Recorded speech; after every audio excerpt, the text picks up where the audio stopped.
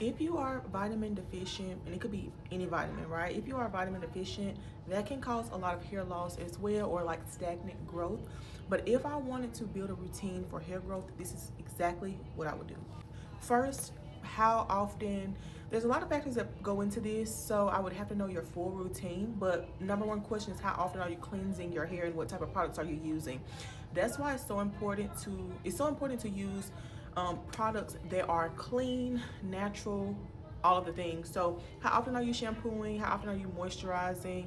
So you want to make sure that you start with a clean scalp, because hair growth starts at the scalp. So if your hair is like clogged, your pores are dirty, it's very hard for that hair to sprout out. So I would make sure to shampoo and condition my hair at least once a week, and directly after each shampoo I will go in with a deep conditioner.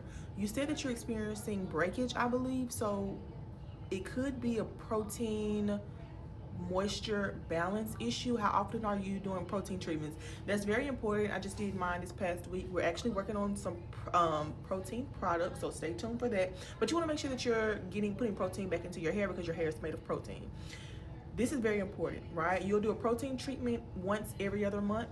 You need to make sure that you're deep conditioning every single week. Every single time you wash your hair, you need to be deep conditioning.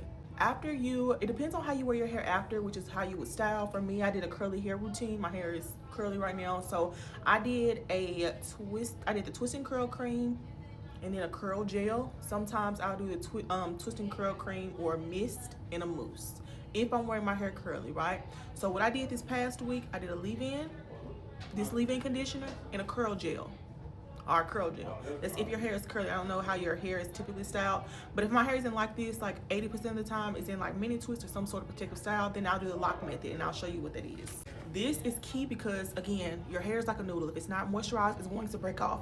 So I do the lock method. That's leave-in, L. This oil on the strands of your hair, O, oil. And then C for cream, because this is like, all of these work together. You're moisturizing, you're sealing your hair, and you're gonna be good to go for a few days. After that, wash day is complete, right? Maybe 3, you'll kind of gauge how quickly your hair gets back dry. For me, on the 3rd day after I shampoo, because typically I'll do this on Sunday.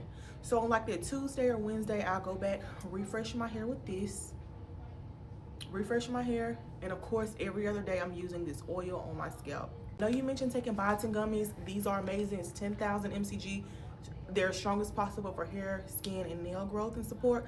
So I make sure to take 2 of these every single day. And I did forget to mention one of the key things that I do, right? One of the key things that I do is pre-poo.